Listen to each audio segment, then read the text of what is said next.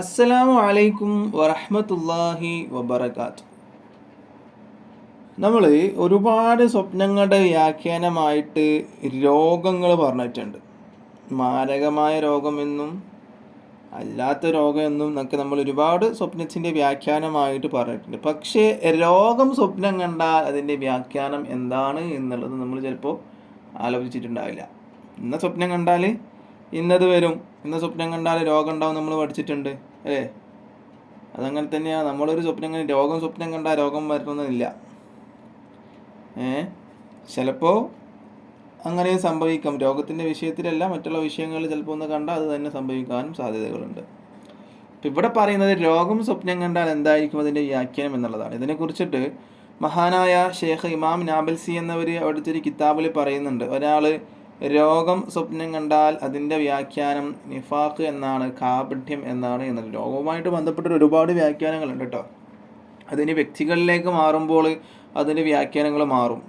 സ്ത്രീയാകുമ്പോൾ അതിൻ്റെ വ്യാഖ്യാനങ്ങൾ മാറും, പല രീതിയിലും മാറും. പിന്നെ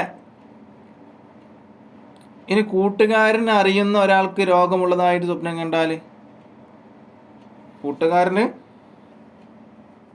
സ്വപ്നം കണ്ടാൽ, അതായത് അറിയുന്ന ഒരാൾക്ക് രോഗമുള്ളതായിട്ട് സ്വപ്നം കണ്ടാൽ അതിൻ്റെ വ്യാഖ്യാനം നമ്മുടെ കൂട്ടുകാരന് ആ രോഗം പിടികൂടും എന്നാണ്. അത് നമ്മളൊരു കൂട്ടുകാരന്, ആ കൂട്ടുകാരന് രോഗമുള്ളതായിട്ടാണ് നമ്മളങ്ങനെ സ്വപ്നം കാണുന്നത്. അപ്പം അങ്ങനെ ആകുമ്പോൾ നമുക്കെന്താകും, ആ കൂട്ടുകാരന് രോഗം പിടികൂടും എന്നാണ്. പിന്നെ അറിയാത്ത ആൾക്കാണ് ഒരു സ്വപ്നം കണ്ടത്, അറിയാത്ത ഏതോ ഒരാൾക്ക് രോഗമുള്ളതായിട്ട് സ്വപ്നം കണ്ടു. അങ്ങനെ ആകുമ്പോൾ കണ്ട ആൾക്ക്, ആ സ്വപ്നം കണ്ട ആളുണ്ട്. ഇപ്പം ഞാനാണ് സ്വപ്നം കാണുന്നത്, രോഗമുള്ള ഒരാൾ രോഗമുള്ള, എനിക്കറിയാത്ത പരിചയമില്ലാത്ത ഒരാൾക്ക് ഇങ്ങനെ രോഗമുള്ളതായിട്ട് ഞാൻ സ്വപ്നം കാണാം, എനിക്ക് പരിചയമില്ല.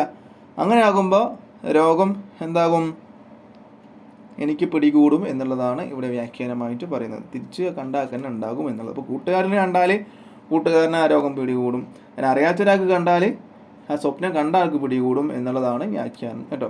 അപ്പോൾ വീഡിയോ ഇഷ്ടപ്പെട്ടാൽ ലൈക്ക് ചെയ്യുക, ഷെയർ ചെയ്യുക. ഇൻഷാ അല്ലാഹ് ഇതുപോലുള്ള വീഡിയോസുമായി നിങ്ങൾക്ക് വീണ്ടും കാണാം. അസ്സലാമു അലൈക്കും വറഹ്മത്തുള്ളാഹി വബറകാതുഹു.